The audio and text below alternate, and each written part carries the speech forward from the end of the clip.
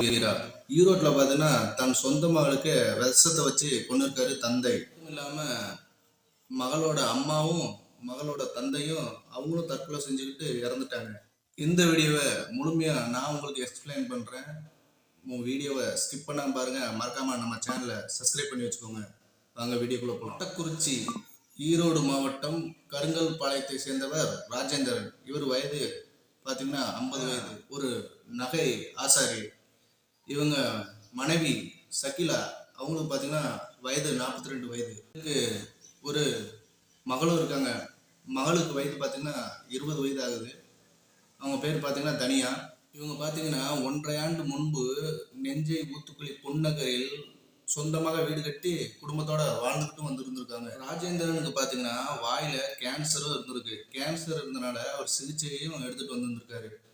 இதே நிலையில ராஜேந்திரனோட மனைவிக்கும் சகிலா இருக்காங்க இல்லையா, அவங்க பார்த்தீங்கன்னா தைராய்டு பிரச்சனை அவங்களுக்கு இருந்திருக்கு. இந்த பிரச்சனை காரணமாக மகளுக்கு பார்த்தீங்கன்னா மனநலம் கொஞ்சம் குறைவாக இருந்திருக்கு. இதனாலவே இவங்க 3 பேருமே ரொம்ப மன உளைச்சலுக்கு ஆளாயிருந்திருக்காங்க. எடுத்து மன உளைச்சல் காரணமாக அவங்க என்ன பண்ணியிருக்காங்கன்னா 3 பேருமே ஒரு தற்கொலை முடிவுக்கு வந்திருந்திருக்காங்க.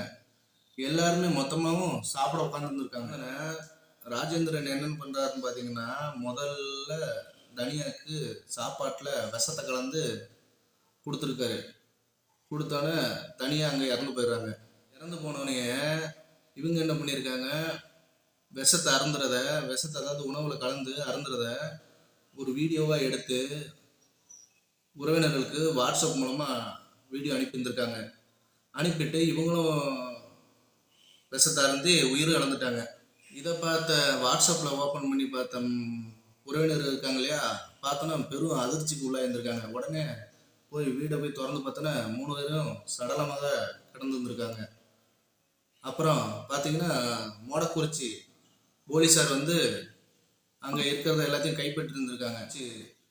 அரசு மருத்துவமனைக்கு கொண்டு போய் பிரேத பரிசோதனைக்கு கொடுத்துருந்துருக்காங்க. அப்புறம் பார்த்தீங்கன்னா அந்த வீட்டில் தேடி அங்கங்கே பார்த்த பிறகு ஒரு கடிதமும் அவங்களுக்கு கையில் கிடைக்குது. கடிதம் கிடைச்சோன்னே அதில் படித்து பார்க்கையில் இறப்புக்கு யாருமே காரணமும் இல்லை, எங்களுக்கு எதுவும் கடனமும் இல்லை, நாங்கள் இந்த இருக்கிற வீட்டுக்கு சைடில் ஒரு பெட்டியில் 25,000 பணமும் இருக்குது, அதை வச்சு எங்களுக்கு ஒரு இறுதி சடங்கு செஞ்சுருங்க அப்படின்னு சொல்லி அந்த கடிதத்தில் ரொம்ப உருக்கமாக எழுதியிருந்திருக்காங்க. இதை குறித்து மொடக்குறிச்சி போலீஸார் விசாரணை நடத்தி வருகிறாங்க. இது மாதிரி டெய்லி ஒரு அப்டேட் வேணும்னா நம்ம சேனலை மறக்காமல் சப்ஸ்கிரைப் தட்டி விட்டு போங்க. நாளைக்கு நல்ல வீடியோவில் ஒன்று சந்திப்போம். பாய். உங்களிடம் வருவது வீரா.